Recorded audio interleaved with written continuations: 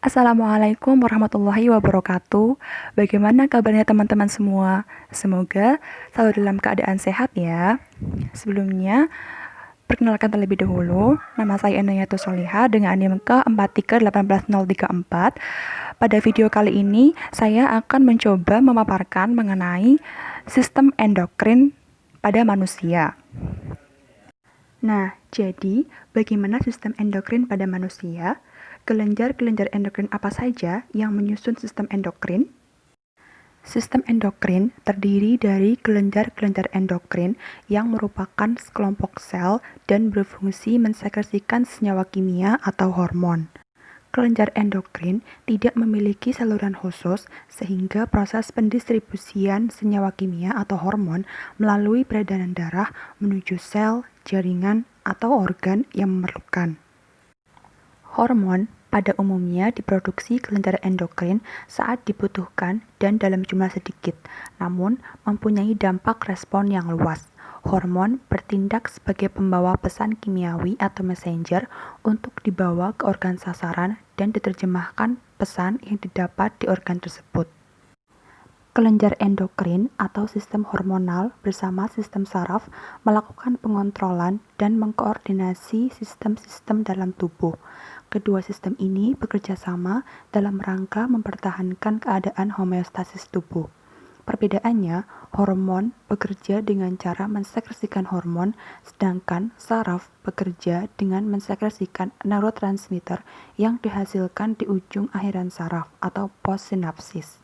Secara umum, fungsi kelenjar endokrin yaitu yang pertama, mengekskresikan senyawa kimia atau hormon dan didistribusikan menuju sel, jaringan, atau organ target. Yang kedua, mengontrol aktivitas kelenjar tubuh. Yang ketiga, merangsang aktivitas kelenjar tubuh. Yang keempat, merangsang pertumbuhan jaringan. Yang kelima, pengaturan metabolisme, proses oksidasi, meningkatkan absorpsi glukosa pada usus halus, kemudian mempengaruhi metabolisme lemak, protein, karbohidrat, vitamin, mineral, dan air, dan terakhir, memelihara lingkungan internal tubuh agar tetap optimal dan homeostasis.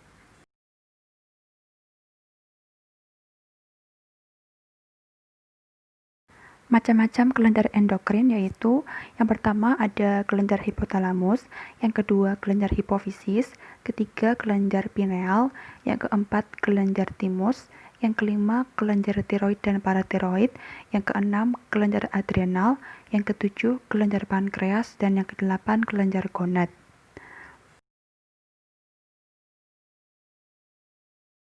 Yang pertama ada kelenjar hipotalamus. Hipotalamus terkenal dengan istilah Master of Glands karena menghasilkan hormon-hormon pengatur sekresi hormon bagi kelenjar endokrin lain. Hipotalamus memiliki berat sekitar 5 gram dan menempati bagian kurang dari 1% volume otak. Hipotalamus merupakan bagian dasar diencephalon yang terletak di bawah talamus dekat ventrikel ketiga atau ventriculus tertius yang berfungsi sebagai pusat kendali tertinggi sistem kelenjar endokrin. Bagian atas hipotalamus dibatasi oleh sulcus hipotalamus dan meluas mulai dari interventricular foramen hingga cerebral aqueduct berbatasan dengan talamus. Kemudian bagian inferior berbatasan dengan badan mamilari. Batas hipotalamus di bagian anterior terdapat anterior commissura, lamina terminalis, dan chiasma opticus. Bagian posterior berbatasan dengan tegmentum otak tengah atau midbrain. Kemudian bagian lateral dari hipotalamus dibatasi oleh substantia innominate, capsula interna, nucleus subthalamic, dan cerebral peduncle. Sebagian hipotalamus tersusun atas sekelompok sel saraf yang memiliki fungsi neuroendokrin dan dibedakan menjadi dua kelompok, yaitu yang pertama ada pasangan nukleus suprachiasmaticus atau SCN dan nukleus paraventricularis atau PVN di bagian anterior hipotalamus. Kemudian kelompok lainnya terdapat pasangan hipotalamik dan hipopiseotropik nuklei yang berada di bagian posterior. SCN dan PVN mensekresi hormon antidiuretik atau ADH atau vasopresin dan oksitosin yang kemudian ditransport menuju kelenjar hipofisis posterior atau neurohipofisis melewati akson di sepanjang infundibulum. Nah, fungsi utama dari kelenjar hipotalamus adalah merespons sinyal lingkungan baik internal maupun eksternal.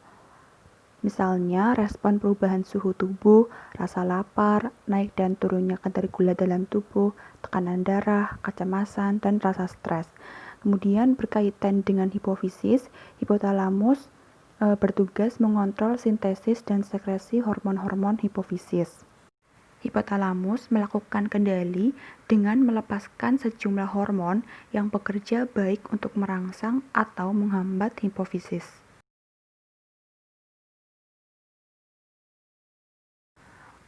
Kemudian, hormon yang dihasilkan hipotalamus sering disebut faktor R dan I, mengontrol sintesa dan sekresi hormon hipofisis anterior, sedangkan kontrol terhadap hipofisis posterior berlangsung melalui kerja saraf. Nah, hormon-hormon yang dihasilkan oleh kelenjar hipotalamus meliputi ACTH, ACIH, TRH, TIH, GNRH, GNIH, PTRH, PTIH, PRH, PIH, GRH, GIH, MRH, dan MIH. Kedua, ada kelenjar hipofisis. Hipofisis terletak dekat dengan dasar otak di sebelah posterior chiasma nervus opticus. Hipofisis terlindungi dalam sela turgika, yaitu cekungan os sphenoidal. Kelenjar hipofisis tergantung pada bagian inferior hipotalamus dan saling berhubungan melalui infundibulum. Kelenjar hipofisis pada manusia dewasa memiliki berat sekitar 0,6 gram. Berdasarkan sifat sel penyusun dan macam sekret, hipofisis dibagi menjadi dua bagian. Yang pertama ada adenohipofisis yang terdiri dari pars distalis, pars tubellaris, dan pars intermedia. Nah, pars intermedia ini itu pada manusia mengalami rudimenter, tetapi pada spesies lain berkembang baik. Kemudian bagian yang kedua ada neurohipofisis. Bagian hipofisis yang pertama ada adenohipofisis atau anterior hipofisis. Adenohipofisis memiliki aktivitas sekretorik yang tinggi. Terdapat 3 jenis sel di adenohipofisis, yaitu acidofilik, basofilik, dan chromofob. Bagian-bagian adenohipofisis meliputi yang pertama ada pars distalis. Pars distalis membentuk 75% adenohipofisis dan dilapisi oleh suatu kapsula fibrosa tipis. Komponen utama berupa deretan sel apitel yang saling berselingan dengan kapiler bertingkap. Yang kedua ada pars tuberalis, daerah berbentuk corong yang mengelilingi infundibulum neurohipofisis. Kebanyakan sel pars tuberalis berupa sel gonadotropik basofilik. Yang ketiga ada pars intermedia. Ini merupakan bagian yang mengalami rudimenter pada manusia, yaitu merupakan zona tipis sel basofilik di antara pars distalis dan pars nervosa neurohipofisis yang sering disusupi oleh sel basofil tersebut. Nah, gambar di samping itu merupakan struktur histologis dari bagian-bagian di adenohipofisis. Dapat terlihat bahwa PD itu merupakan pars distalis, kemudian PI adalah pars intermediate, PN pars nervosa, dan PT merupakan pars tubellaris, dan IS itu adalah tangkai infundibulum. Kemudian hormon-hormon yang dihasilkan di bagian adenohipofisis yang pertama ada growth hormone atau GH atau disebut juga dengan somatotropik hormone atau SH. Hormon ini berperan dalam menstimulasi pertumbuhan jaringan yang disekresikan oleh sel asidofil dan adenohipofisis. Hormon pertumbuhan atau GH ini berpengaruh pada otot, ginjal, jaringan adiposa, dan hepar. Sekresi berlebihan dari GH sebelum penyatuan dari epifisis akan menyebabkan kelainan pertumbuhan yang dinamakan gigantisme karena pertumbuhan cepat atau akselerasi pertumbuhan tulang. Jika epifisis sudah menutup, maka pertumbuhan tulang tidak memanjang namun menyamping dan menebal pada beberapa tempat. Yang kedua, ada adrenokortikotropik hormon atau ACTH. Hormon ini merupakan hormon dengan rantai polipeptida panjang mengandung 39 unit asam amino. Hormon ini berfungsi mengontrol fungsi korteks adrenal dengan cara mengatur pengeluaran glukokortikoid dari korteks adrenal, pengaturan sekresinya sendiri dari hipofisis, dan pengaturan melanofor. Yang ketiga, ada thyroid stimulating hormone atau TSH. TSH merupakan hormon glikoprotein dan disekresikan dari sel basofil. Hormon TSH mengatur fungsi kelenjar tiroid dengan menstimulasi pembentukan tiroksin dan membebaskan dari kelenjar tiroid.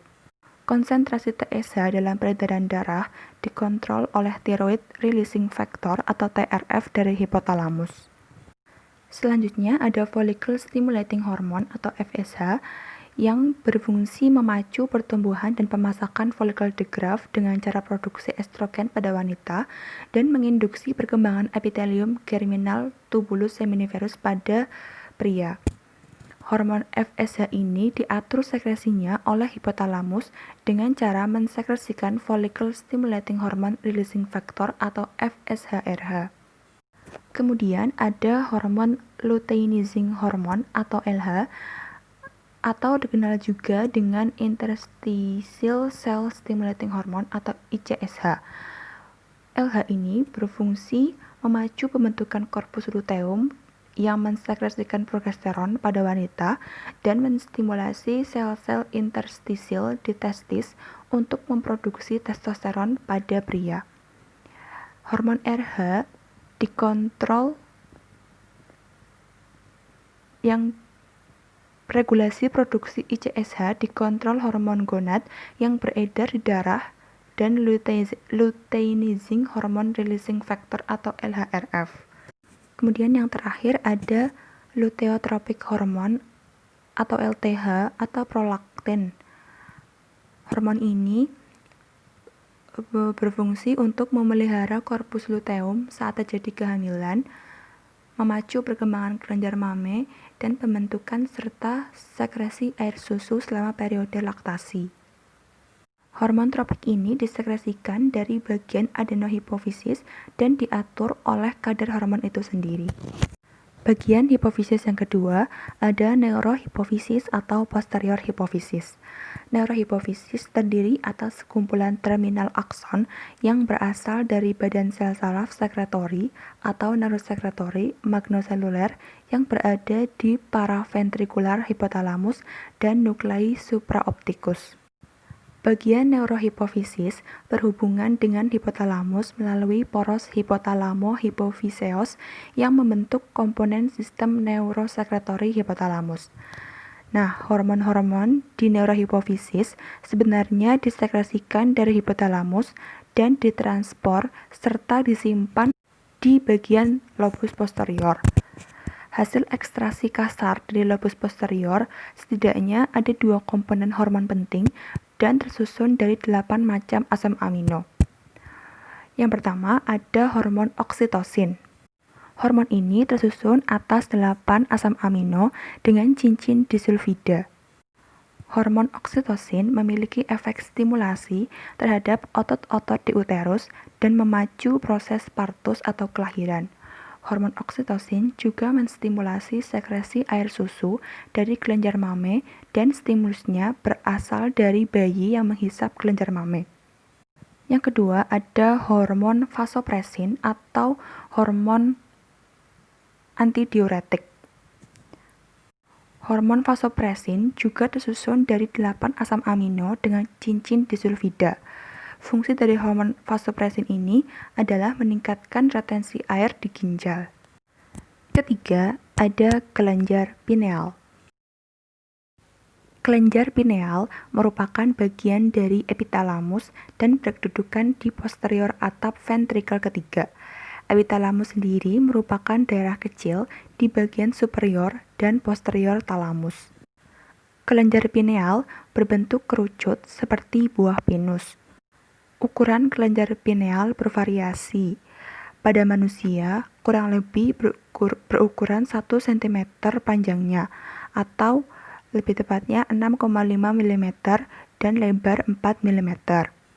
Kelenjar pineal melekat ke otak lewat tangkai yang dilapisi ependima, dan di bagian dasar, pineal melekat di bagian otak melalui sebuah tangkai pendek disebut peduncle yang membagi menjadi 2 lamina, yakni lamina superior dan lamina inferior. Kelenjar pineal tersusun atas sel-sel saraf, sel-sel glia, dan sel sekretorik khusus yang disebut pinealosit. Pinealosit merupakan derivat lapisan ependimal epitalamus. Kelenjar pineal menghasilkan hormon melatonin yang dihasilkan oleh sel-sel pinealosit.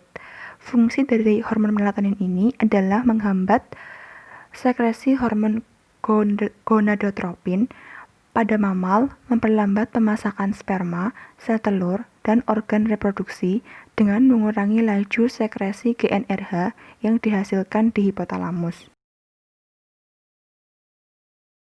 Kelenjar endokrin yang keempat yaitu kelenjar timus.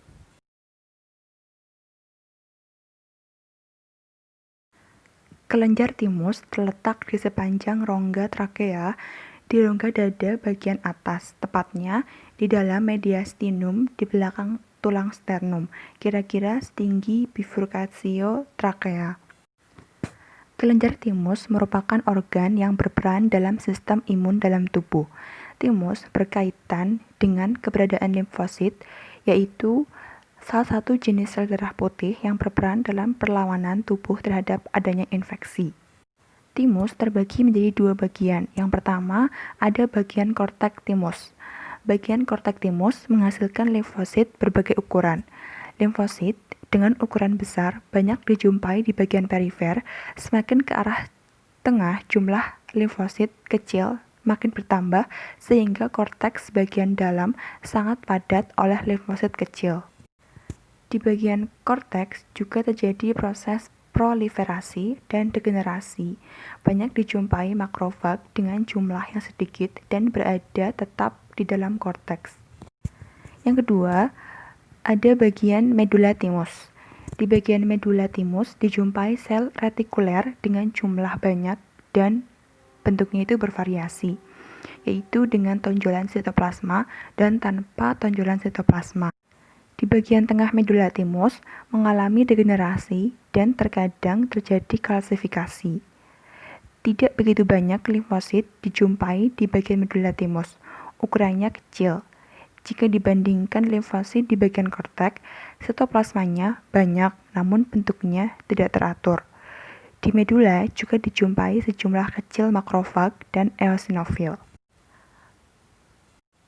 Kelenjar timus berperan dalam sistem pertahanan tubuh dengan menghasilkan hormon timosin, thymic humoral factor, thymic factor, dan thymopoietin. Kelenjar endokrin berikutnya yaitu kelenjar tiroid dan kelenjar paratiroid.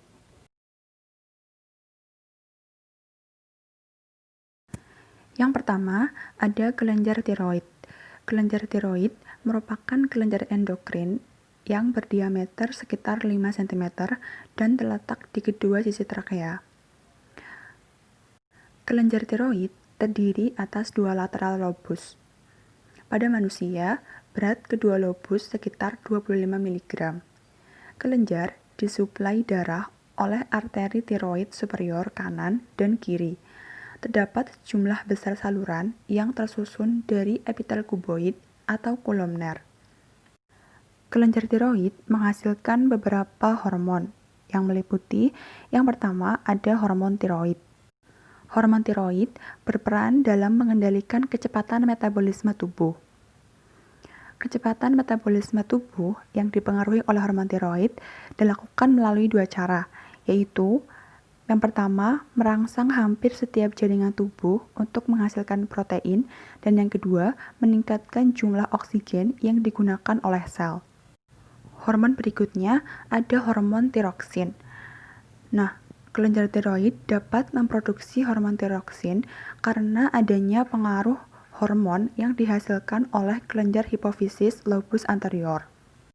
Hormon tiroksin berfungsi mengatur pertukaran zat metabolisme tubuh dan mengatur pertumbuhan. Kelenjar tiroid juga menghasilkan kalsitonin. Kalsitonin ini merupakan hormon peptida yang disekresikan kelenjar tiroid dan memiliki fungsi umum menurunkan konsentrasi kalsium plasma.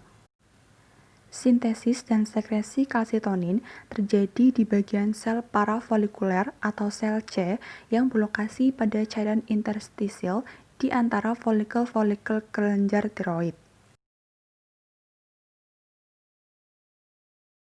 Yang kedua, ada kelenjar paratiroid. Kelenjar paratiroid terdapat di bagian dorsal kelenjar tiroid, tepatnya menempel pada bagian anterior serta posterior di kedua lobus kelenjar tiroid. Kelenjar paratiroid berjumlah 4 buah, 2 tertanam di kutub superior kelenjar tiroid dan 2 di kutub inferior. Kelenjar paratiroid memiliki ukuran panjang sekitar 6 mm, lebar 3 mm, dan ketebalan 2 mm.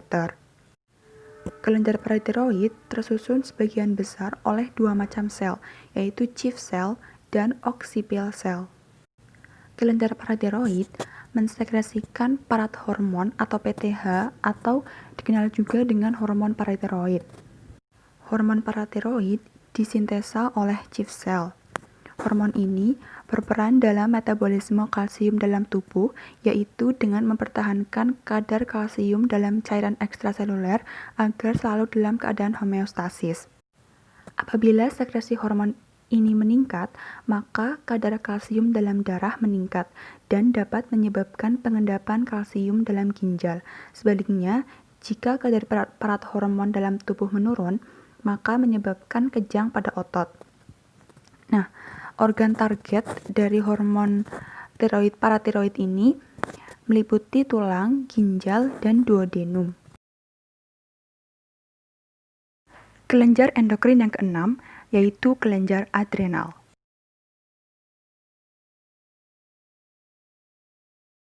Kelenjar adrenal atau suprarenal adalah sepasang organ yang terletak dekat kutub atas ginjal dan dikelilingi oleh jaringan adiposa perineal. Kelenjar adrenal merupakan struktur pipih berbentuk bulan sabit dengan panjang sekitar 4-6 cm, lebar 1-2 cm, dan tebal 4-6 mm pada orang dewasa. Fungsi utama dari kelenjar adrenal adalah yang pertama mengatur keseimbangan air, elektrolit, dan garam, kemudian memengaruhi metabolisme lemak, karbohidrat, dan protein, serta mempengaruhi aktivitas jaringan limfoid. Bagian kelenjar adrenal yang pertama yaitu korteks adrenal. Korteks adrenal merupakan lapisan perifer kekuningan dan terbagi menjadi 3 zona. Yang pertama, ada zona glomerulus atau subkapsular. Zona ini merupakan zona terluar dan tersusun atas sel-sel kecil dengan nukleus besar. Pada zona glomerulus juga dijumpai kapiler-kapiler darah di antara sel-sel tersebut. Sekresi hormon dari zona glomerulosa dirangsang oleh angiotensin II, sistem renin-angiotensin atau renin-angiotensin system, yang menghasilkan mineral kortikoid terutama aldosteron serta sejumlah kecil deoksikortikosteron. Hormon aldosteron kemudian bekerja merangsang tubulus renalis ginjal untuk reabsorpsi natrium dan ekskresi kalium. Setelah zona glomerulosa, dijumpai zona luas yang dinamakan zona fasciculata dan tersusun atas sel-sel lebih tebal daripada sel pada zona glomerulosa dan dipisahkan oleh jaringan ikat. Sel-sel tersebut berbentuk polihedral besar dengan sitoplasma basofilik dan tersusun berderet lurus. Zona fasciculata menghasilkan kortisol dan sejumlah kecil kortikosteroid yang dirangsang oleh adrenokortikotropik hormon atau ACTH yang dihasilkan oleh adenohipofisis. Kortisol dapat menyebabkan hiperglikemia dengan cara menekan sekresi insulin namun meningkatkan gluconeogenesis di hepar. Hormon kortisol berdampak penting terhadap metabolisme glukosa. Kemudian, zona paling dalam di lapisan korteks dikenal dengan zona retikularis. Zona ini berada di lapisan korteks dan medula.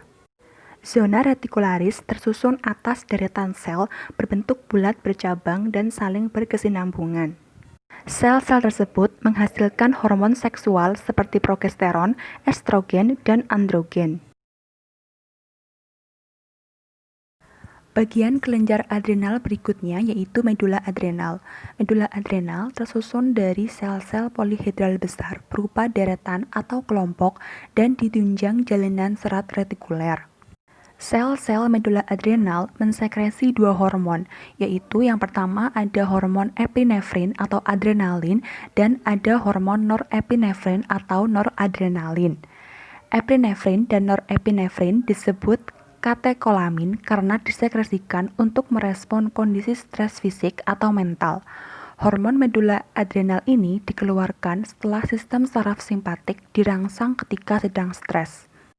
Fungsi utama dari hormon epinefrin dan norepinefrin adalah meningkatkan denyut jantung, laju pernapasan, peningkatan laju metabolisme, kontraksi otot jantung, tekanan darah, dan kadar glukosa darah. Hormon epinefrin juga berfungsi melancarkan arus darah atau aliran darah ke otak dan otot, memicu pelebaran pembuluh darah kecil di paru-paru, jantung, ginjal, dan otot, dan berkurangnya pasokan darah ke kandung kemih, usus, serta otot yang membuat lapisan otot organ tersebut mengalami relaksasi. Sementara itu, hormon norepinefrin atau noradrenalin mempengaruhi amigdala otak, daerah pusat perhatian, dan tanggapan terkendali. Sekresi hormon norepinefrin menyebabkan penyempitan pembuluh darah, menyebabkan peningkatan tekanan darah, penurunan denyut jantung, dan meningkatkan aliran darah melalui arteri koroner, peningkatan laju dan kedalaman pernapasan, serta membantu otot polos dinding usus. Kelenjar endokrin berikutnya yaitu kelenjar pankreas.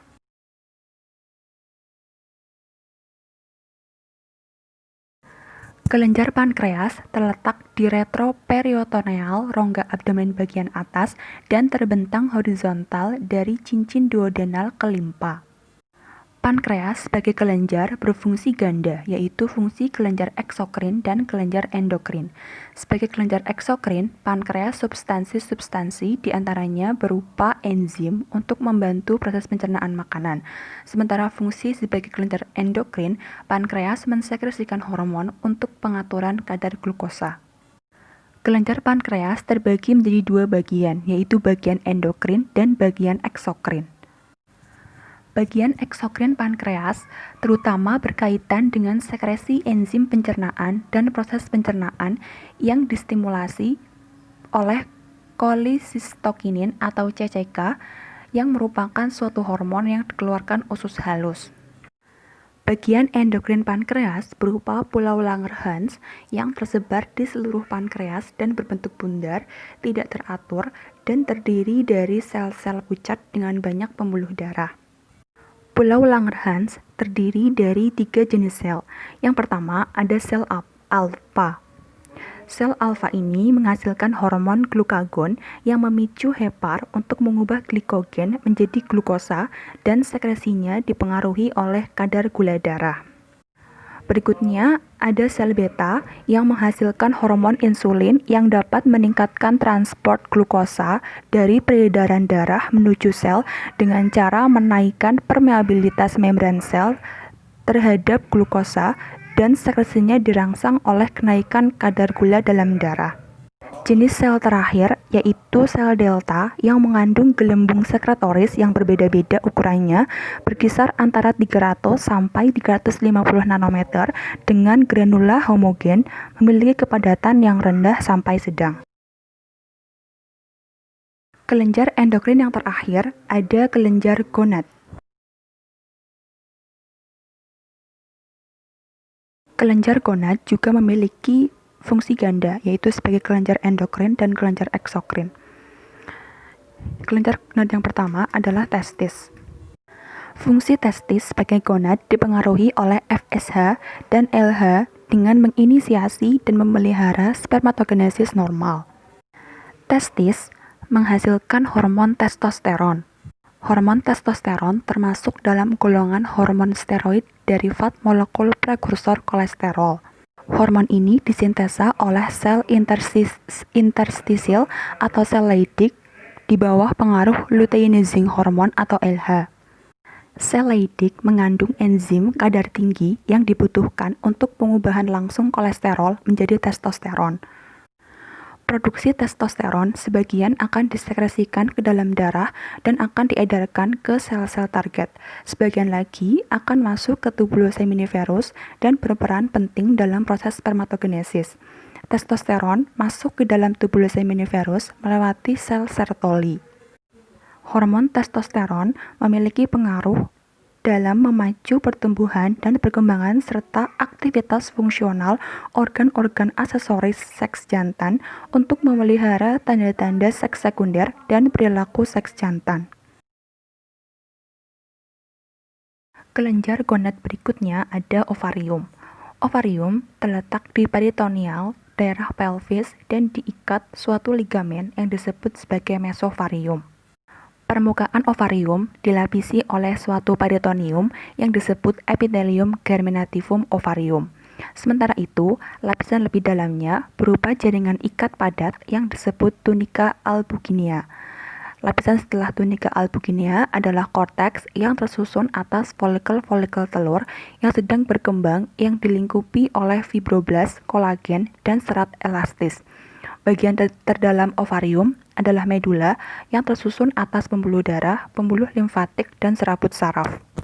Ovarium berperan dalam pembentukan ovum, memberikan sinyal ke kelenjar hipotalamus dan hipofisis untuk mengatur siklus menstruasi dan menghasilkan hormon estrogen dan progesteron. Hormon yang pertama ada hormon progesteron. Progesteron merupakan hormon yang berfungsi selama masa pubertas, menstruasi, dan kehamilan. Sintesis dan sekresi dari hormon progesteron dirangsang oleh luteinizing hormon. Progesteron bertanggung jawab terhadap perubahan endometrium pada paruh kedua siklus menstruasi, perubahan siklik dalam serviks dan vagina. Progesteron menyiapkan lapisan uterus atau endometrium untuk penempatan telur yang telah dibuahi dan perkembangannya, serta mempertahankan uterus selama kehamilan. Hormon berikutnya ada hormon estrogen. Hormon estrogen berkaitan erat dengan sifat alat kelamin primer dan sekunder wanita. Estrogen juga diketahui berfungsi sebagai antioksidan. Kolesterol LDL lebih mudah menembus plak di dalam dinding nadi pembuluh darah apabila dalam kondisi teroksidasi. Peranan estrogen sebagai antioksidan adalah untuk mencegah proses oksidasi LDL, sehingga kemampuan LDL untuk menembus plak akan berkurang. Sintesis hormon estrogen terjadi di dalam sel-sel TK dan sel-sel granulosa ovarium, di mana pembentukannya melalui serangkaian reaksi enzimatik dan dalam hal ini kolesterol merupakan prekursor dari hormon tersebut.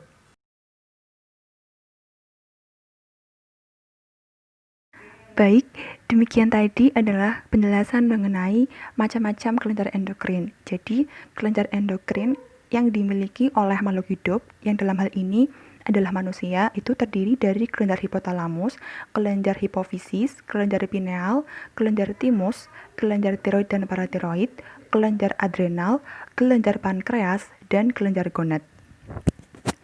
Sekiranya hanya itu yang dapat saya sampaikan. Apabila banyak kekurangan atau kesalahan, saya mohon maaf. Terima kasih atas segala perhatiannya. Wassalamualaikum warahmatullahi wabarakatuh.